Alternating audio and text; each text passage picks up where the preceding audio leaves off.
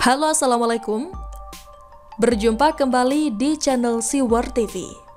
Apa pelajaran yang bisa dipetik dari gonjang-ganjing keluarga A.A. Gym? Ditulis oleh Ferry Patli dari siwar.com. Abdullah Gym Nastiar atau yang kerap disapa A.A. Gym tidak henti-hentinya menjadi pembicaraan di negeri ini.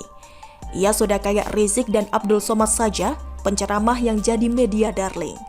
Lantas kenapa pencipta lagu Jagalah Hati Jangan Kau Nodai itu sering banget menjadi bahan gosipan netizen? Ada apa gerangan? Berikut penulis coba kulik. Pertama, dalam menyampaikan ceramah, A.A. Gym ini tampil beda.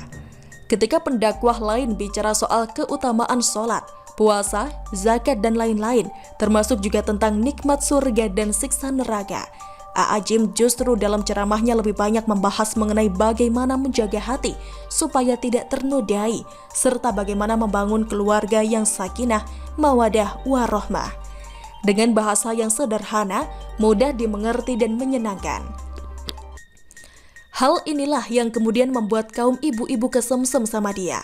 Sampai-sampai pendakwah yang juga aktif di Twitter itu mendapat julukan Ustadz Keluarga Bahagia. Nah, entah ini ada hubungannya atau tidak, tapi pasca terbiasa gabung dengan emak-emak itu, A.A. Gym jadi suka nyinyir. Di antaranya yang pernah menjadi korban nyinyirannya adalah mantan gubernur DKI, Ahok. Saat itu tanpa tedeng aleng-aleng, ia menuding Ahok sebagai gubernur yang sombong, ujub, takabur, dan merasa telah berbuat banyak untuk negeri ini. Innalillahi, Jakarta banjir lagi. Semoga nanti ada pemimpin Jakarta yang rendah hati, tidak ujub, takabur, merasa sudah banyak berbuat, ujar A.A. Gym melalui akun Twitter miliknya @AAGym.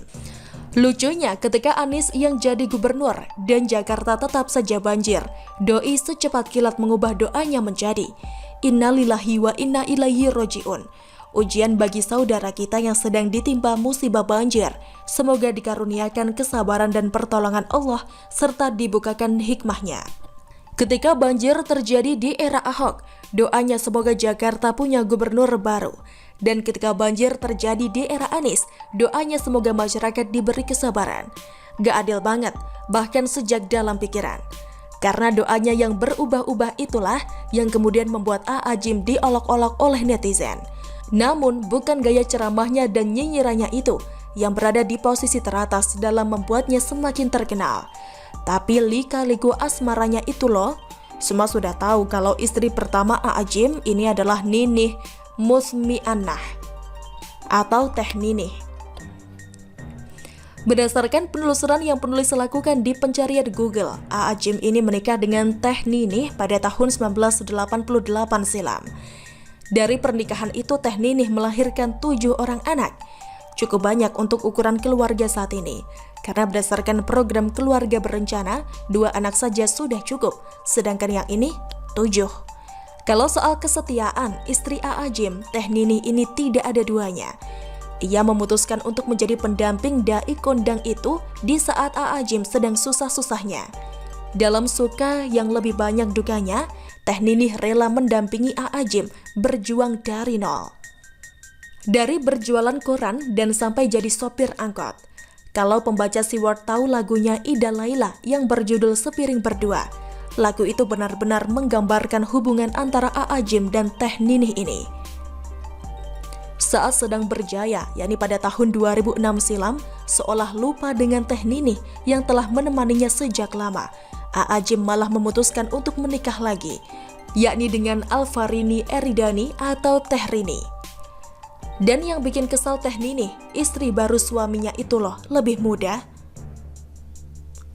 Meskipun menyandang status sebagai janda beranak 3, tetap saja cantik dan merupakan mantan model.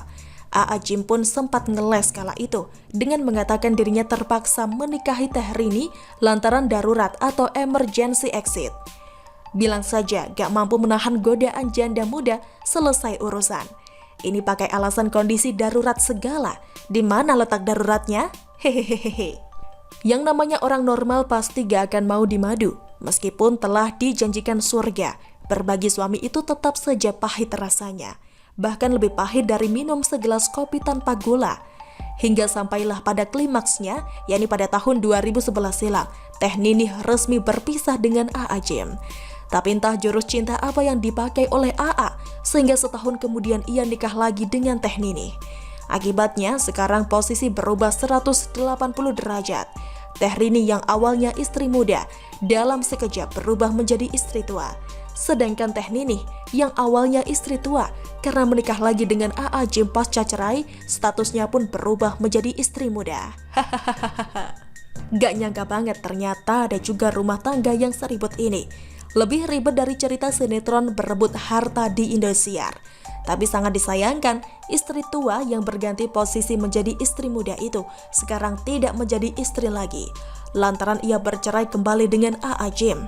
A.A. Gym pun sudah memberinya talak 3. Jelas dalam hukum Islam disebutkan bahwa ketika seorang perempuan ditalak 3 oleh suaminya, maka suaminya tersebut tidak bisa rujuk lagi dengannya, sampai si mantan istri itu menikah lagi dengan pria lain.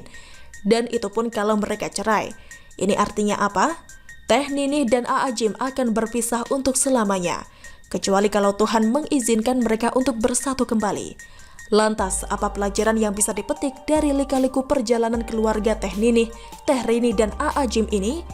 Jagalah istri, jangan kau tambahi. Jagalah istri yang tak ingin berbagi. Jagalah istri, jangan kau sakiti.